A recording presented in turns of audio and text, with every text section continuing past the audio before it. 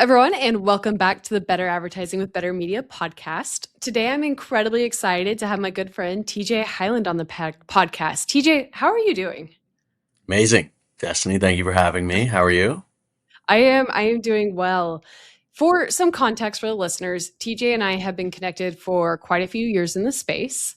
For those who have been in the space for over 5 years, TJ and I were part of that OG crowd. TJ actually was one of the members that got to join the really exciting aggregator gold rush and the highs and lows that came with that. And you're now the VP of sales of Rhino USA, which is huge in itself. And I want to just kind of kick things off with saying congratulations for all of your evolution. Thank you. Yeah, so it's pretty fresh and new, that title to Rhino just in the new year here in 2026.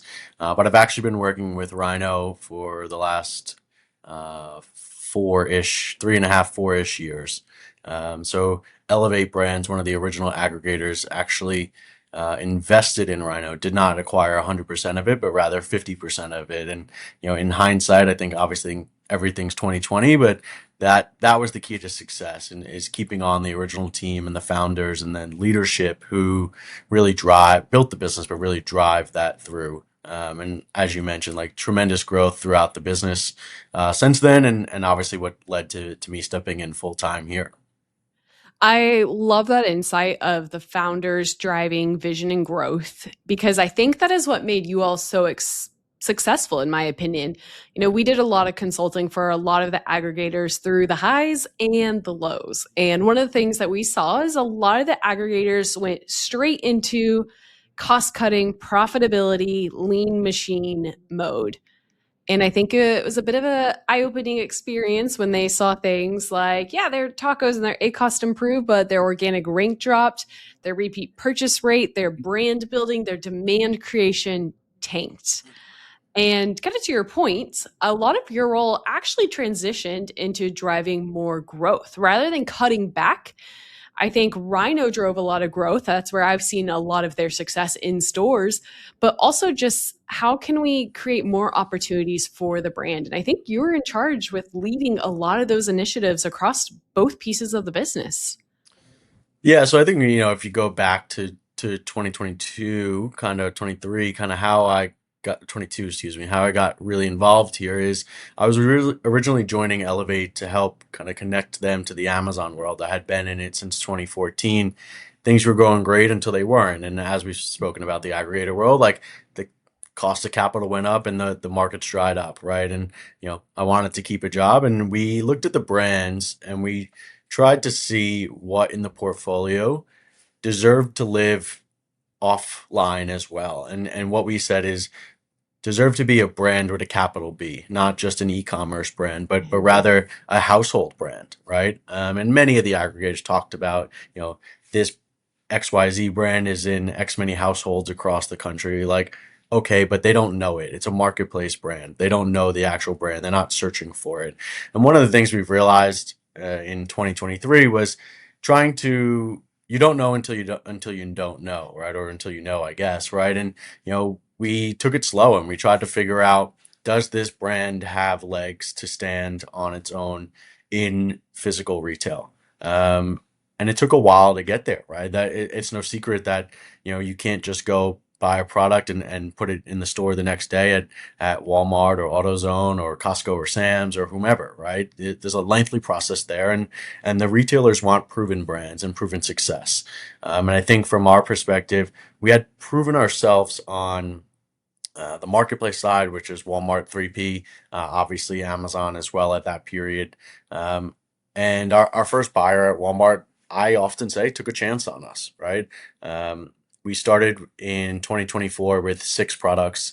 In 2025, we added another 6 to bring it up to 12. And then in the spring of this year, we're going to add another 9. So we're going to have 21 products in Walmart nationwide. We've done tests in other retailers and other clubs, and we're launching another 2 this year as well. So really exciting stuff. But I think just to your point, and not to cut you off, but it's really just proving that, whilst the e-commerce world and Amazon in particular becomes increasingly challenging with fees and competitors and things like that, we often talked back in early Elevate days of, you know, brand protection and building a moat and things like that. And it's super difficult to do online. You can have all the brand protection and brand registry on Amazon or XYZ marketplace, but you're still going to get copycats who can go launch and put up a product the next day or next month or next, quarter. When you are in physical retail, you're not getting those copycats that live in other countries to go fly to Bentonville or fly to Memphis or fly to Seattle to go meet with these major retailers and be able to get on the shelf or on the floor. That's an incredible point and angle I don't even think I've necessarily considered as a leading benefit for expanding to retail. When you mentioned, defining the brands with a capital B, you had an opportunity to transition from online to retail by justifying your success online, I would say. That gives you kind Yes. of a foot in the door of, hey, we're doing XYZ on Amazon, so I think we will also do well in stores. What were some of the other variables you looked for that would, hey, this will do impactful. This I can use to pitch to a Walmart or a Target or an AutoZone in order to get in stores? Yeah, 100%. It comes down to social media marketing and reach, right? Wow. Ultimately, a buyer at XYZ retailer can go put any brand on the store, but they really need to get, I often say, like, what I do in getting the products on the shelf is the easy part. Getting the products off the shelf in the hands of the consumers is the more difficult part, between, word of mouth, people walking up and down the aisles, or advertising and getting them, to know that the products are there, right? So the big thing for us has been the marketing side of things. We absolutely leverage TikTok as a brand awareness platform. We do activities and promotions and events with TikTok online, and we see direct traffic in store of that. And I think one of the things that we often say is, like, the world in which we play in automotive and tie down and trailering and towing, not super sexy, right? And we're sitting there on the shelf online as well as in store next to, frankly, dinosaur brands, right? That are not doing anything to drive any traffic in store. One of the things that I love to think about is year one in Walmart around holiday season, we sold out. We told them, buy more from us, replen more. We will see holiday sales. We will be able to drive foot traffic into you. And they were like, okay, okay, okay. They didn't act on it, but that's because forever before that, they had a very flat 12-month predictable business. Now they listen to us. Now, when we do events with other marketplaces or run deals or run promotions or campaigns, they listen to us and they stock up ahead of time. And, I'll say this: Walmart has been an incredible partner, right? And, for us, it was our first in store partner. And people often say, like, you shouldn't start with Walmart because if you mess up, like, you're done. You can't do anything there. Obviously, it went the other way and it went super successful, or it's been super successful. And that's why we continue to lean in with them. Like, we spend a ton on marketing and driving to traffic, even from our own Shopify store. You can go log on there and buy all the products, direct link to Walmart Marketplace. In Q4, inevitably, we buy more and more and more of our products every year, and we still continue to sell out. For the first 2 weeks or December this year, we ran two campaigns. One on our website about, if you want these products, you can go get them at Walmart, and direct link to Walmart Marketplace, but also our Need It Now campaign, right? So when it is last minute shopping for holidays and things like that, you don't have maybe the flexibility to wait 2 days or 4 days or a week if you're ordering from wherever. Like, you can go buy this product, the exact same product, in 3,900 Walmart stores nationwide. Wow. One, that's incredible. Two, I think one of the points you made that I want to tie back for the listeners, because it's a discussion we're always having, is, the path to purchase is not linear. What we mean by that is someone is going to see an ad on TV, or they're going to be scrolling TikTok, and you're not going to be able to perfectly assume where they complete the purchase, which is a big conversation we're always having when it comes to things like setting your ROAS goals or budget distribution. I don't think there's going to be a world where you're ever going to be able to perfectly track every No, single touch point. We're going unfortunately. to run in, we're going to run into privacy issues. But we talk about it a lot on Amazon. Amazon loves off platform traffic and branded searches. And again, Walmart is the same. Walmart wants more people stepping foot into their store. So when it comes to some of that social media investment, like you said, it's not always about direct purchase. It's really about that brand building and that reach. And I think brands are still thinking a little bit too small about that, unless you have a founder or a visionary leading the way saying, hey, I want to be here, here, here, here, here. Right. No, from our perspective, just from traffic, we did get some insight from the Walmart team, which was incredible about how our spend on 1P and 3P for us actually correlates, and there is direct correlation to in-store sales. We thought in store, we can spend online all we want. We'll never know what actually gets attributed to driving foot traffic. Um, we do because we know we spend around certain periods, not in high holidays, that we are able to see in-store purchases versus just marketplace purchases. But I think one of the key insights that we got from the team was about people that scan QR codes and look up products while in store connected to the Yeah. Walmart Wi-Fi. There's absolutely like the privacy thing and whatever, but like people are seeing the product in store, looking it up online to see reviews, videos, etc., and then making the decision to purchase, right? So it really goes back to our whole play of being omnipresent in all platforms, right? You can't just do one and think you're going to be successful. At least for us, when we want to be, you know, a much larger brand than we are today, and we're already a pretty big brand. That's incredible. Walmart actually provides a decent level of this reporting. It typically falls into brand spin tiers, I would say. And I think to TJ's point, your in-person relationships are going to matter a ton, even in the future. One thing I will call out is I was scrolling Walmart's incrementality reporting that they had, and in small asterisks at the bottom, it said TikTok data is slated to be included in year 2027. That's going to be a really interesting one. They're already providing in-store insights, but if they're going to be able to tie it back to some of your TikTok insights as well, I think it's going to make those investments even more powerful for our brand. Don't need a deep dive on that too much, but one of the things that you mentioned is, you got your foot in the door for Walmart, incredibly successful. I think it opens up opportunity for other retailers, and omnipresence matters. That being said, you're an incredibly lean team. You were historically, and you're still continuing to be incredibly lean. How do you balance prioritization and deciding what retailer makes the most sense? And especially when you're running into price matching policies or differentiation on SKUs, how do you view that? One of the mantras of Rhino is karma, right? And we have a good karma initiative that goes back to the very early days of the brand. Rhino started in a proper off-road world, right? And if someone's off-roading and they get stuck, like we have Facebook groups that our team works on and sends people to go rescue them. And when they do, we'll send them free product or things like that. But karma is a core value of this business, right?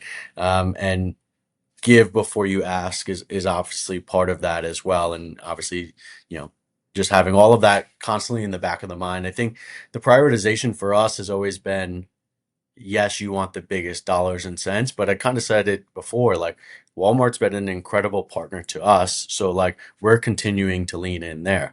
I think there is, I think, and there is absolutely opportunity to do that with other retailers. Like quick anecdote, there's a retailer that we had a meeting with. They wanted to bring us in store and things did not seem right. Right? Like things were seemed a little fishy based off, some of the conversations we were having, and things did not seem right, and we walked away. Right? So it's not always about dollars and cents and growing the business as big as it can. Going into the relationship at that time would have probably ended pretty poorly for us and been ill reflective of what the brand is and what we stand for.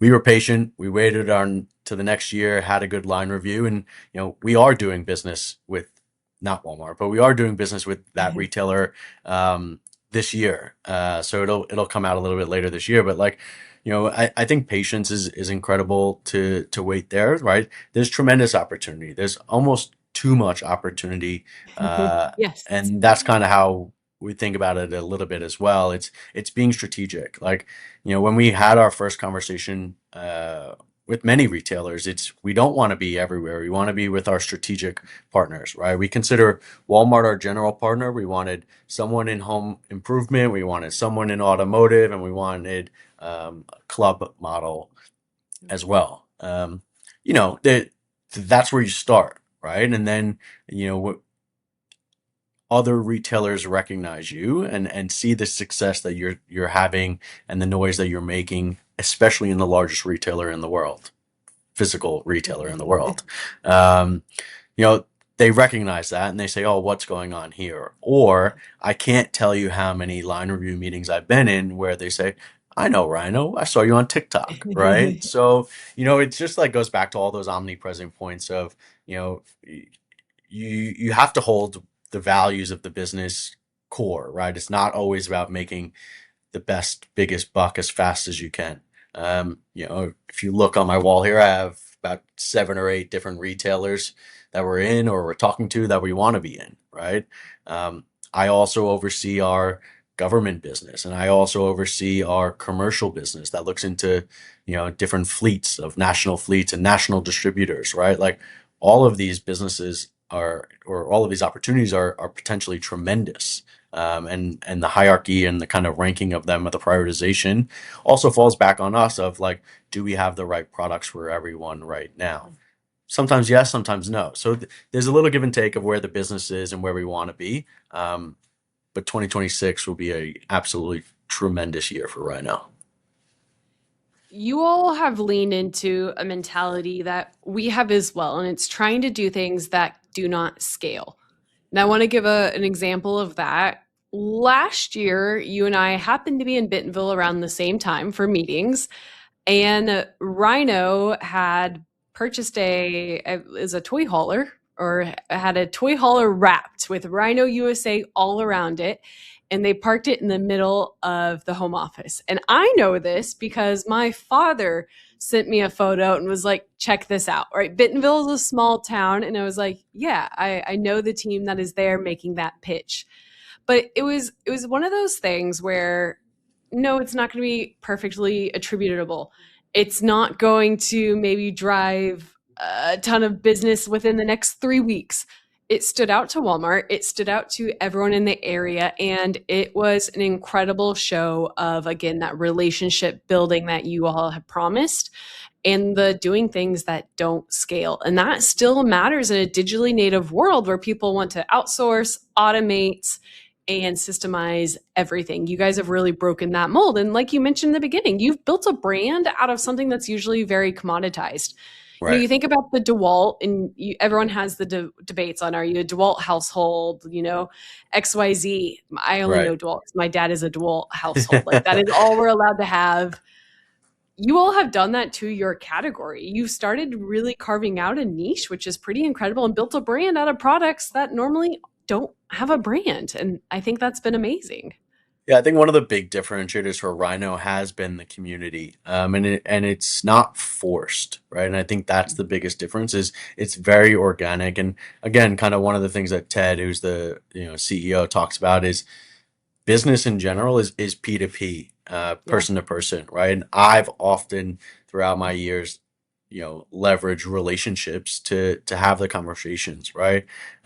Treating different people, no matter who they are. You never know what's going to open the next door, right? Or you never know what people catch and pick up on and things like that. So, from our perspective, it's just the RV that we wrapped is was Ted's personal RV, right?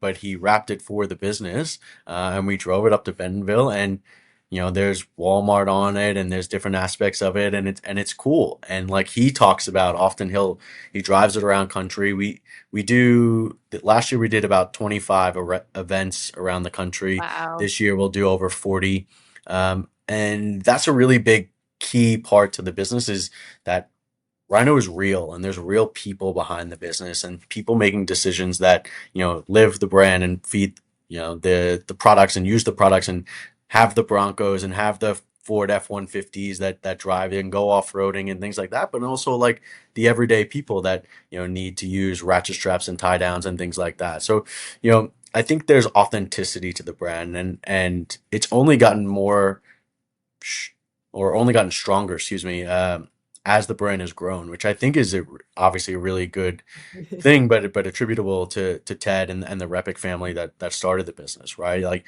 you can't lose that. You can't go from a 10-person business doing, a couple tens of millions of dollars to 75, 80-person business or whatever we are today and lose the core of the business. And I think that's really what's differentiated Rhino over the years and will continue to do. Well, you have provided exceptional feedback on this call, and I think you've spoken very highly about everything Rhino's built, and I've seen it from afar, and it's incredible to get a little peek under the hood. One last question for you in order to be cognizant of your time, because I'm going to assume we're going to have lots of follow ups and people wanting you to hop back on the podcast. But knowing that it's a world of opportunity and it's hard to prioritize, do you have any quick high level tips on things not to do in the early stages of trying to expand into retail? Don't go until you're ready. There's nothing you can do worse than uh, over promising and under delivering. Right? I had a meeting with Costco 2 or 3 months ago, and we were been pushing on Costco for like 2 to 3 years. And in hindsight or reflectively, like we were not ready. We did not have the operations or the infrastructure or the proper partners to fulfill and manufacture at the scale and the speed in which those retailers or clubs need, right? So like I said it in the meeting with Costco, like we were not ready then, we are absolutely ready now, right? And we've kind of proven ourselves, right? If you can distribute to a national retailer who has 3,500 doors on a weekly basis and keep your in stocks in fill and on time in full and on the shipping, like you can do it for other retailers, right? So I guess the first point is like make sure you're ready, and even if you're not ready, like there's a lot of prep to do. And then my other point is don't do it on your own. I am a big proponent of these rep groups that exist around the country. And where do they live? They live in the cities in which the retailers are. And why? Is because they speak the language of the retailer, right? And that's the key. I don't speak that language. I speak Rhino, right? But I don't know what XYZ means for Walmart or in the systems or things like that.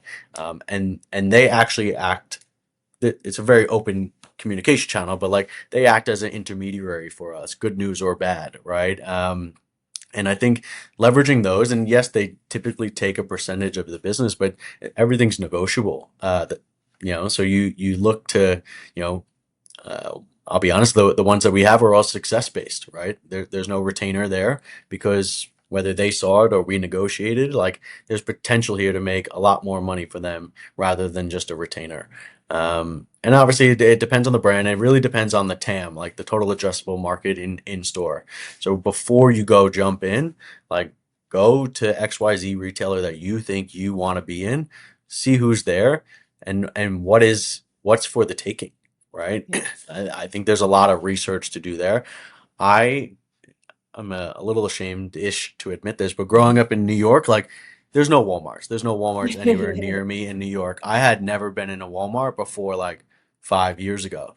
I probably go to Walmart and go check our products or look at competitors or look at different sections throughout the store at least every other week, probably every week, right? And I go to every other retailer too, right? And you know, the market's constantly changing of, different brands doing different things and people entering markets, people leaving markets, and leaving retailers and what is that opportunity? And just the last point is like stay true to yourself. And I appreciate that the most about Rhino is we're not trying to be anything that we're not. Yes, we've evolved from 6 to 12 to 21 products in Walmart, but all of those are existing products. We're not trying to step outside of our world just to fill a gap in a retailer. Now, is there natural evolution of where we should go next, and does that help drive potential product development? Yes, because you develop those relationships in that P2P side with the buyer or with the retailer, and you've proven yourself that you're able to deliver on what you say, let alone the product side, but the marketing side and the sales side of product on the shelf, product off the shelf. I could talk about this for days, so you have to stop me.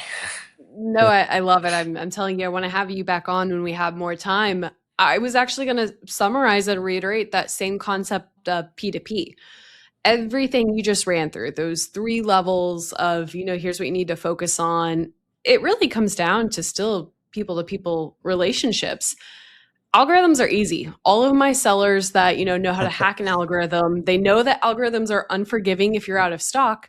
I can promise you selling into retail is going to be even worse because humans are they're a little bit less predictable. So making sure you're Yeah, maintaining who you are and showing up to those meetings in an authentic manner really matters. Well, TJ, this has been absolutely incredible. Thank you so much for all of the value you've added. Again, congratulations on your success thus far and in the last few years. And I'm sure I will have you back on relatively soon to go even deeper on all things retail and brand. I appreciate it. Thank you, Destiny.